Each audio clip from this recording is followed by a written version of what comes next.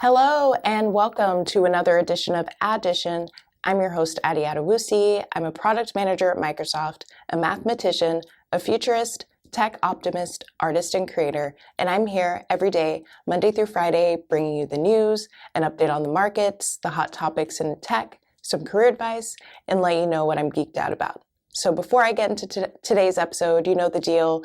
Go ahead and like the YouTube video if you enjoyed it or are enjoying it, or just like it anyway, just to be supportive for me. It's free. Subscribe if you're not already subscribed. If you're listening on your podcast player, please leave a review, a 5-star review, and let me know what you think of the podcast.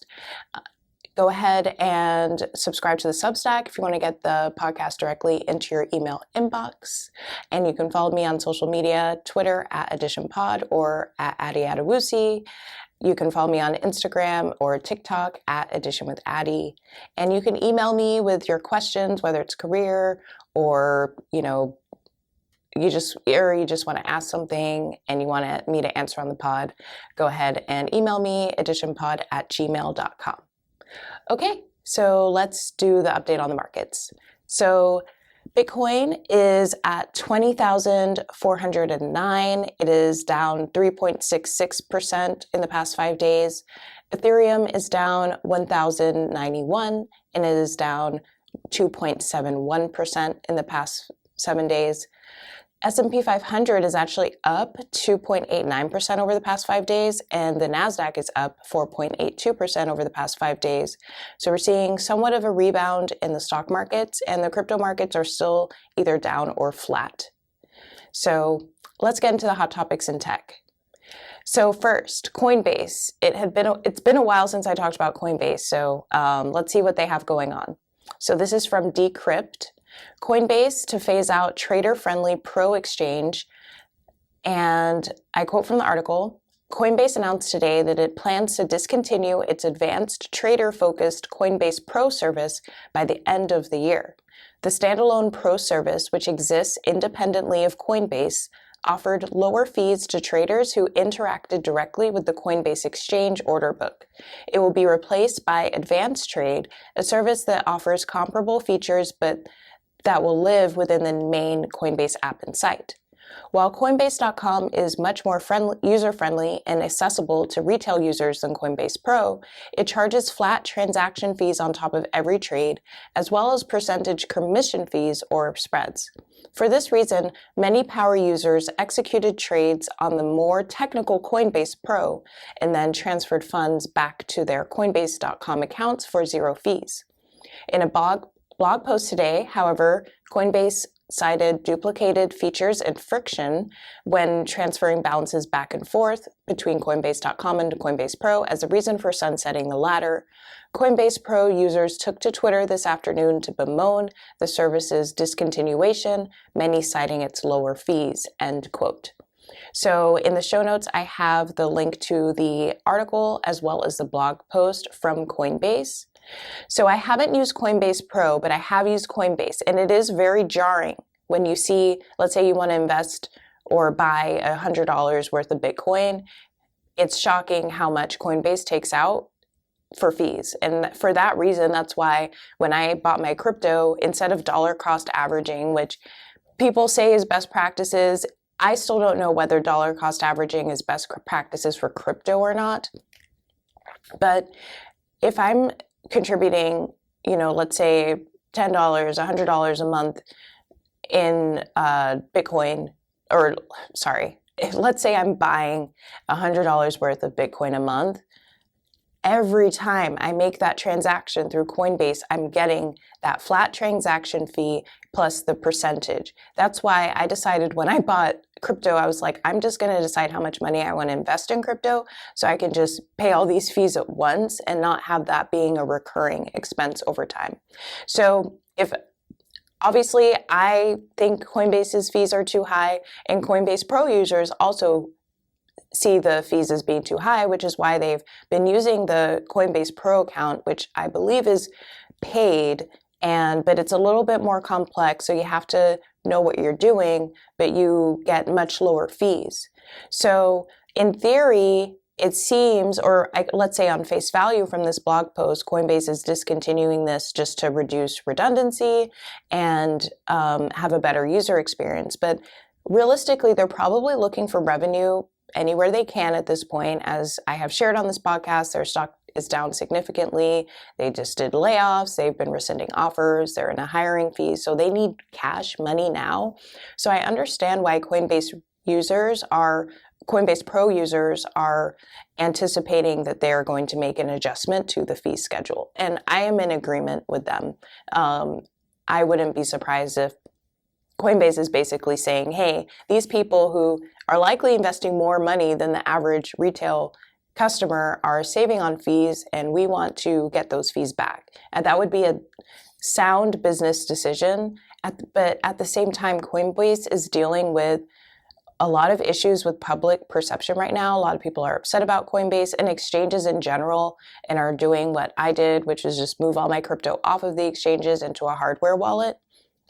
So it's not a good look for Coinbase, because these are like their power users, but I'm sure they analyzed, okay, how many users can we expect to lose if we get rid of Coinbase Pro? We'll still be profitable once we get them back in the stream, which gives them, potentially higher fees down the road. I'm sure they did the analysis on this, but I understand why Coinbase Pro users are upset. Okay, moving on. So let's get into streaming. I haven't talked about streaming too much on the podcast, but it is an industry that I track very closely, and I'm very interested in what's going on, because at one point streaming was so big that Netflix became the N in FANG, which FANG is Facebook, Apple, Amazon, Netflix, Google, with 2 A's, right? And Netflix, as a media streaming technology company, was unique in its placement there. Now that Netflix stock has dropped significantly, I believe whether they're considered FANG or not may be up for debate at this point, but they are doing what they can to bounce back. So the article here is NBCUniversal, Google compete to help Netflix develop an ad-backed tier. And this is from the Wall Street Journal. And if you're not familiar, Netflix has no ads, has no commercials. And honestly, that's what I personally love about it. I'm not sure about you all. But if you have been on Hulu, for example, you may see that they have a tier where it's cheaper, but you have to watch ads and you pay a little bit more to have the ad-free experience. So Netflix is now considering an ad-back tier because they need to find revenue, right? Okay, so I quote from the article, Comcast Corp's NBCUniversal and Alphabet Inc.'s Google have emerged as top contenders to work with Netflix and help the streaming company create an advertising-supported tier of its service, according to people familiar with the matter. Netflix, which is hoping to boost revenue by selling ads around its programming, is still in the early stages of developing the strategy and has explored a range of tie-ups in recent weeks. A partnership with NBCUniversal would likely be exclusive, the people familiar with the matter said. Comcast's video ad unit, Freewheel, would supply technology to help serve up ads, while NBCUniversal's ad sales team would help sell ads in the US and Europe, the people said. Google brings to the table its own ad servicing technology and experience in video through YouTube and its online channel bundle, YouTube TV, people close to the discussion said. Google already has a commercial relationship with Netflix, which is a customer of its ad buying tools. They said it is likely Google would also pursue an exclusive arrangement. So the article does give some context here. I quote, in April, when Netflix announced its first quarterly subscriber loss in more than a decade, the company said it would move toward putting ads into its service, something co-chief executive Reed Hastings had long resisted. The shift in strategy was a sign that competition from rival streaming services and the end of a pandemic-fueled surge in growth was weighing on Netflix and forcing it to rethink its approach. An ad-supported tier would be more affordable and it could help boost revenue and subscriptions, end quote. Okay, so interesting. So it looks like Google and Comcast's NBCUniversal are hoping to partner with Netflix to help support their ad tier. That I'm a little surprised that Netflix isn't going to build it themselves, but I guess it's kind of a time is of the essence thing. It's like they're low on cash, and I understand that Netflix took out a lot of debt, so they don't have the money to do this. So I'm imagining here that they would have some sort of revenue sharing agreement, or I mean, Netflix pays so much on Google Ads, maybe it would be like you absorb our Google ad costs in response to this Google servicing the ad tier. I don't know how it's going to work, but Netflix at least is putting in a lot of effort to get its revenues back up. So if you work at Netflix and you're concerned about the future of the company, I would be more hopeful about Netflix than Coinbase, for example. Like Coinbase has serious issues, and I don't see any of its plans helping solve its revenue problem, where this partnership with either Comcast or Google would be a great move for Netflix, and at least incentivize people to sign back up on their platform, because they lost, I believe, 2 million subscribers either last year or last quarter.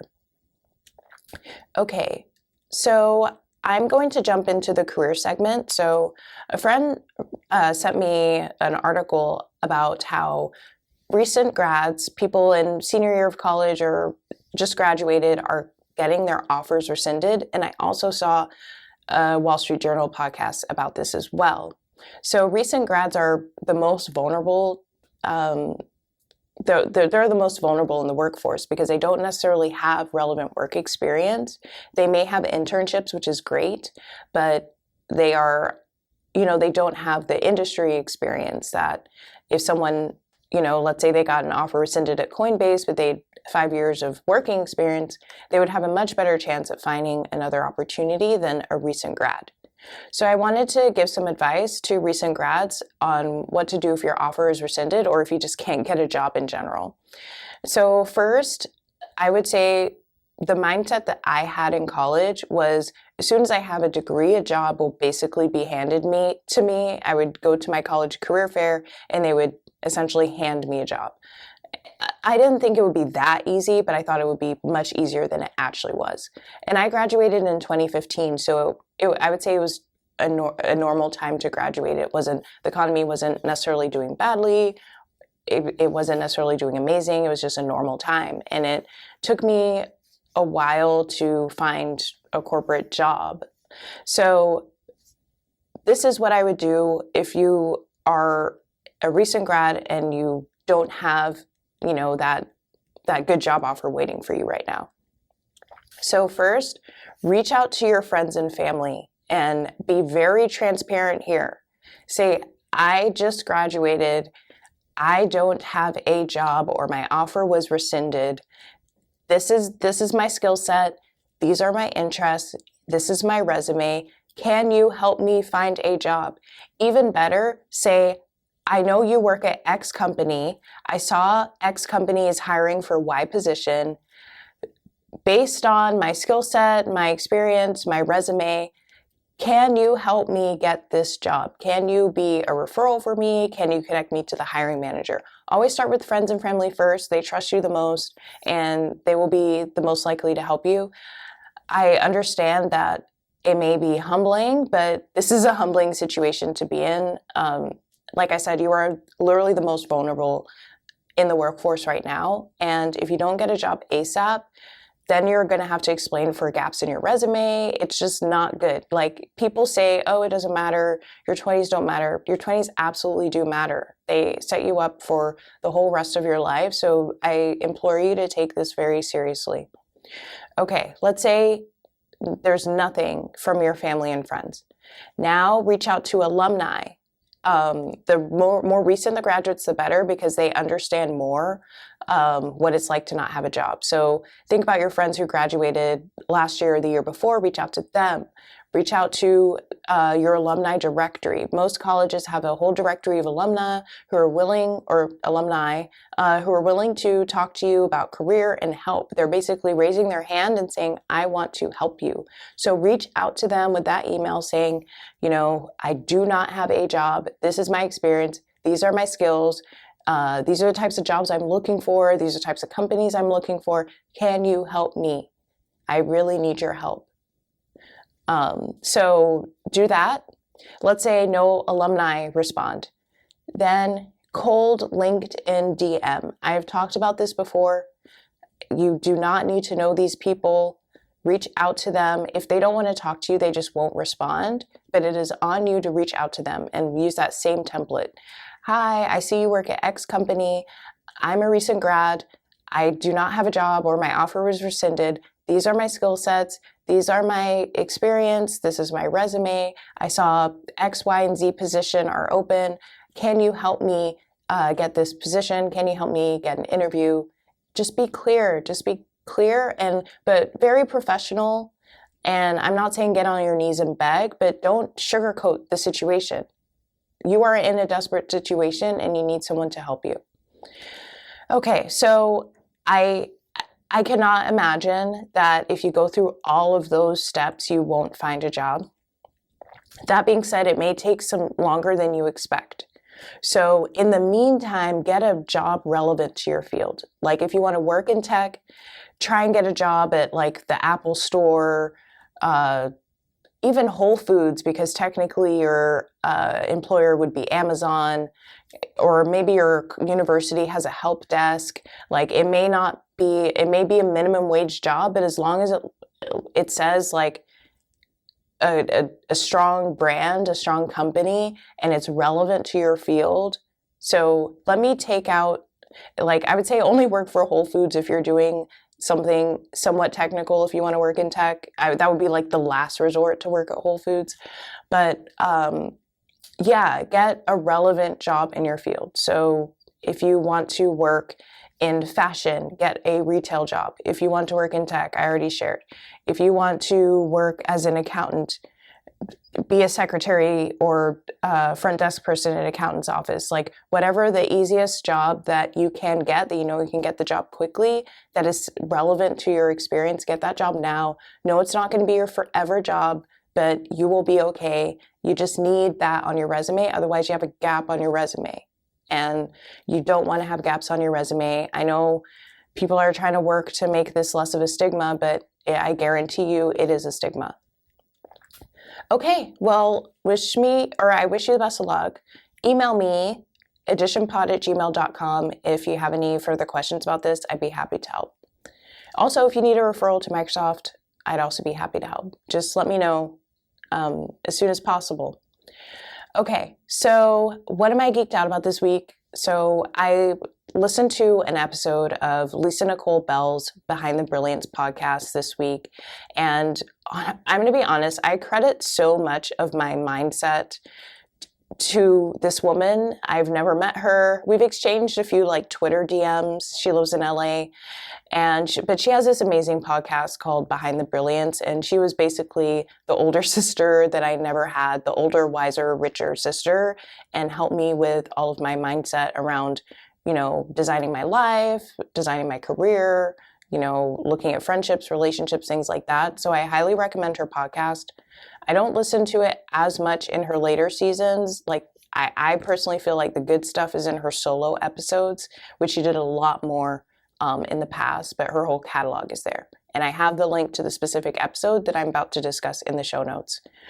So she recently did an episode on friendships. So as some of you may know, as you become an adult and leave university, and especially right now with, work from home and hybrid, you may notice that you don't have as many friends as you used to, or some of your friendships have gone by the wayside, or you're trying to make friends but feeling uncomfortable, or you don't know where to start. And a listener of her podcast asked this question, and she gave such an amazing response. And it really made me, I would say the key takeaway from that episode for me was like, think about how much free time you have right now. Okay. How many deep, like, serious friendships do you actually have time for? Because I think people are always like, yeah, make connections, but there are only so many friends that you can have that are your, I'm going to call you at 4 a.m. because I'm freaking out kind of friend. You know, it's okay to have tiers of friends. You can have a whole bunch of associates that maybe you see anywhere from once a week to once a year to once a decade, right? And then maybe you have like a smaller cohort of friends that you hang out in a friend group, but they don't all have to be your best friend, right? And then there's a relatively small group. I would say for me, I have space for maybe 5 people to be like my really, really close friends. And that's stretching it. So, and you got to think about like your family too. So how much space do you actually have? And that just really, one, made me realize I was doing a lot better than I thought I was. And 2, gave me permission to be more discerning about who I let close into my friendships. Okay, well, that's today's episode. I hope you have an amazing week, and I'll see you tomorrow.